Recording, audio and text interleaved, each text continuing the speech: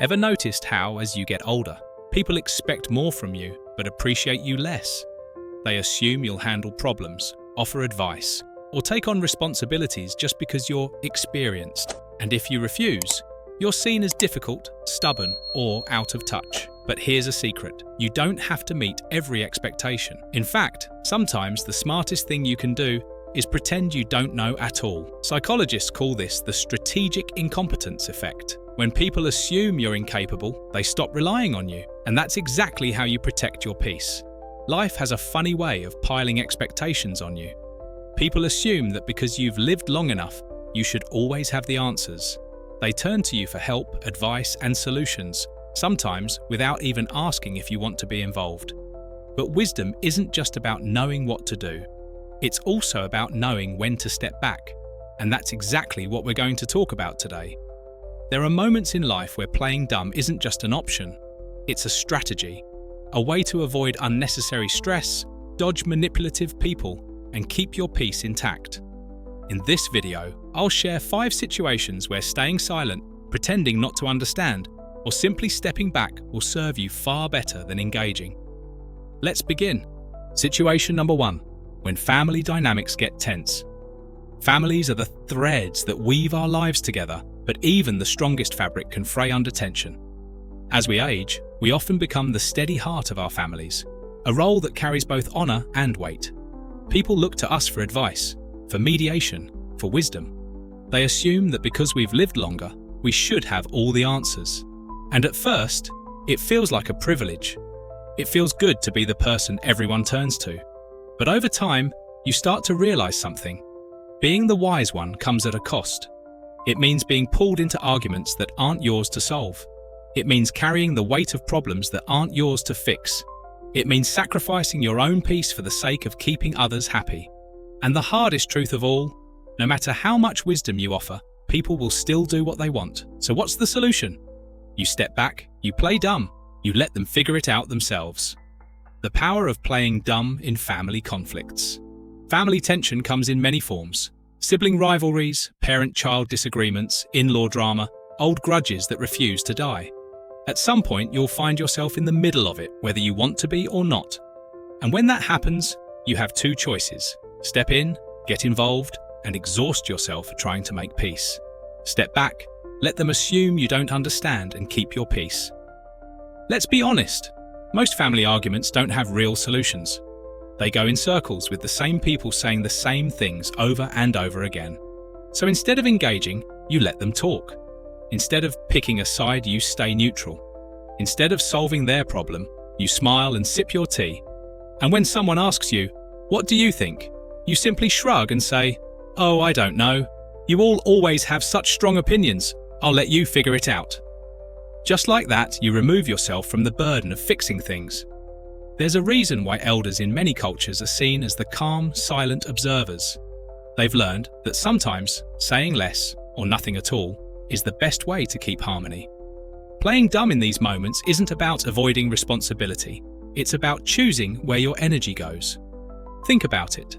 When was the last time a family argument truly changed anything? How many times have you stressed over a problem, only for people to ignore your advice anyway?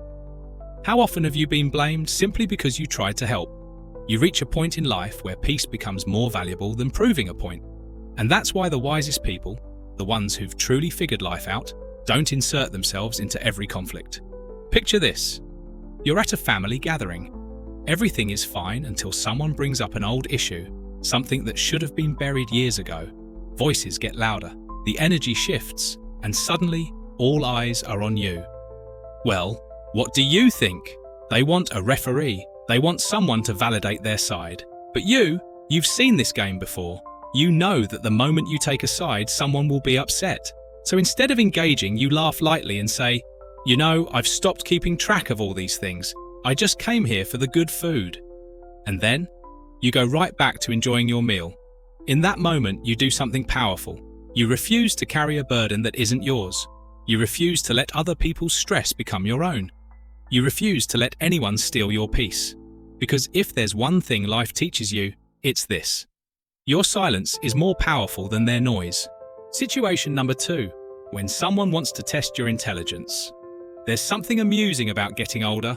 People assume that just because you've lived longer, you must be out of touch. They think that wisdom ages like an old book, valuable but outdated. And so, every now and then, you'll meet someone who feels the need to test you. They'll ask you things, not because they genuinely want to know, but because they want to see if you still understand the world. It might be a younger family member who's grown up in the digital age, eager to prove that their way of thinking is superior. It might be a colleague who assumes that experience is no match for modern trends. It might even be an old friend who enjoys a little competition, just to see if they've gotten ahead of you in life. Whatever the case, the goal is always the same: to challenge you, to correct you, to subtly prove that they know more. And that's where wisdom steps in. Because the smartest thing you can do in these moments isn't to argue or defend yourself or prove anything at all. The smartest thing you can do is to let them think they're right. There's a kind of person who thrives on debate. They don't ask questions to learn. They ask to trap you in a game. If you say something incorrect, they'll correct you. If you say something correct, they'll try to one-up you. If you refuse to engage, they'll keep pushing until you either argue or surrender. But here's the trick: you don't do either. Instead, you simply nod, smile, and let them believe what they want. If they say, "That's not how things are done these days," you simply shrug and say, "Oh, I suppose I'm a little old-fashioned." If they try to teach you something you already know, you respond with, "Oh wow, that's fascinating. You must know so much about this." If they throw a complex idea at you, expecting you to struggle, you just smile and say, "Oh, I wouldn't even know where to start with that one." And just like that, the game is over before it even begins. There's an old saying, "A wise man never argues with a fool, because from a distance no one can tell who is who." The truth is, people who feel the need to constantly test others aren't actually looking for wisdom. They aren't looking for conversation. More often than not, they are looking for validation. They want to feel smarter, more knowledgeable, more capable. And the only way they can do that is by making someone else seem lesser. But what happens when you don't react? What happens when you don't challenge them, don't engage, don't fight back? They lose interest because there's no fun in trying to outsmart someone who doesn't care about winning. And in that moment, you've done something incredibly powerful. You've let them feel smart without losing anything yourself. You've avoided a pointless debate without looking weak. You've kept your dignity, your peace, and your energy, all without lifting a finger. Imagine this: you're sitting at a family gathering, enjoying a warm cup of tea, when your grandson, full of youthful confidence, leans in and says, "Grandpa, you really should stop using cash. Nobody uses cash anymore. Everything is digital now." Now, you could argue. You could remind him that you've been managing money since before he was born, that you know how things work, and that cash will always have its place. But what would that accomplish? Instead, you chuckle, set down your tea and say, "Oh dear, I wouldn't even know where to start. Maybe one day you'll teach me." And just like that, you've handed him the victory he wanted, without giving up anything of value. He feels good. He thinks he's teaching you something. He walks away feeling proud of himself. And you go back to enjoying your tea, unbothered. Because in the end, what does it matter? Does it change your life if he thinks he knows more than you? Does it take away from everything you've already experienced? Does it cost you anything to let him believe he's won? No, it doesn't. And that's the beauty of it. There will always be people who want to test you, who want to see if you're still as sharp as you once were. They'll ask questions, challenge your ideas, and try to prove something to themselves. But the wisest person in the room, they don't take the bait. They don't waste their breath on unnecessary arguments. They don't fight battles that don't need to be fought. They don't let someone else's need for validation take away their peace. Because at this stage in life, you have nothing to prove. And the smartest people? They don't need to win every argument. They just need to enjoy their tea. Situation number 3, when someone is hiding something from you. There's a certain kind of silence that fills the air when people think they're getting away with something. It's in the way they avoid your eyes, the way they change the subject just a little too quickly, the way they laugh nervously, as if to say, "I hope they didn't notice." And maybe once upon a time, you would have called it out. Maybe when you were younger, you would have asked direct questions, demanded the truth, and made sure that everyone knew that nothing got past you. But as time passes, you start to realize something. Not every truth needs to be spoken aloud. Not every secret needs to be exposed. Not every moment of dishonesty needs to be confronted. Because sometimes, the wisest thing you can do is pretend you don't see it at all. Why letting people keep their secrets is a kindness. We all like to believe we're good at hiding things. We think we can mask our emotions, cover up our mistakes, or keep certain truths from the people around us. But the reality? Most of the time, the people who know us best can see right through it. And as someone who has lived long enough, you've likely noticed more than people realize. You've noticed when someone is struggling but pretending they're fine. You've noticed when a family member makes a mistake but doesn't want to admit it. You've noticed when a friend is telling a half-truth, hoping you won't dig deeper. And yet, you say nothing. Not because you're unaware, but because you've learned that not every truth needs to be dragged into the light.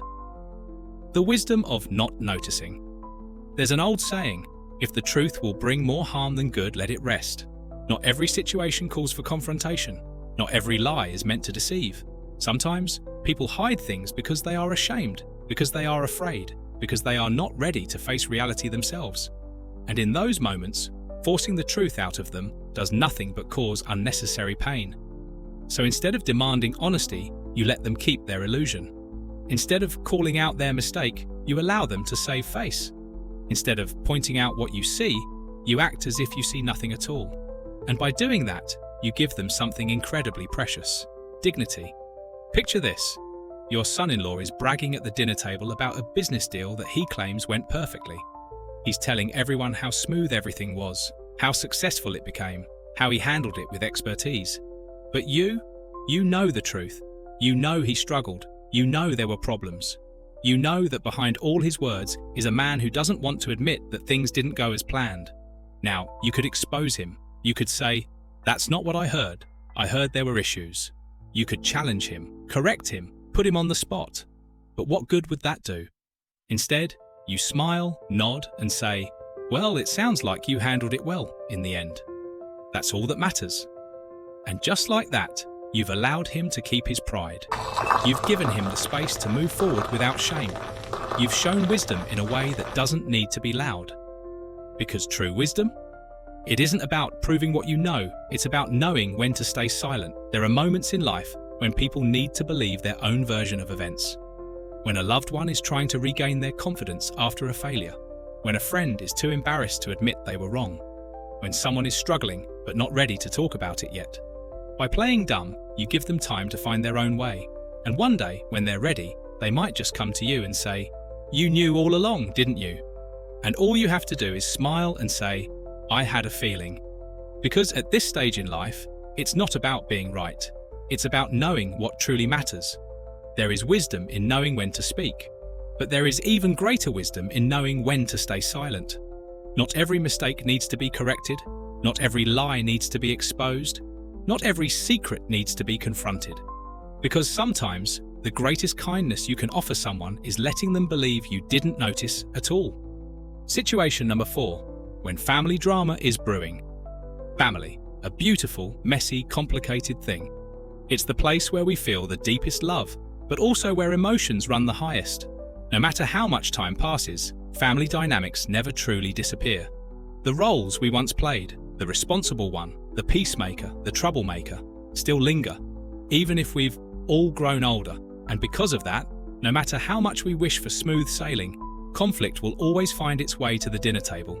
It might be a sibling rivalry that never fully faded, a quiet resentment between in-laws, a disagreement over something as simple as who brings what to the holiday meal. And the worst part? Everyone wants you to take a side, but you're wiser now. You've seen how these things go. And so, instead of getting caught in the middle, you do something that only experience can teach you. You pretend not to notice a thing. The secret to keeping the peace. There's an old saying, a fire can't burn without air. And when it comes to family disputes, this couldn't be truer. Most family arguments start small. A sarcastic remark here, a tense look there. Maybe someone mutters something under their breath, just loud enough to be heard. And suddenly, what should have been a pleasant gathering turns into a quiet battlefield. You can feel it happening. You sense the shift in the room. And if you were younger, maybe you would have jumped in, tried to mediate, tried to fix it. Maybe you would have told one side to calm down and the other side to be more understanding.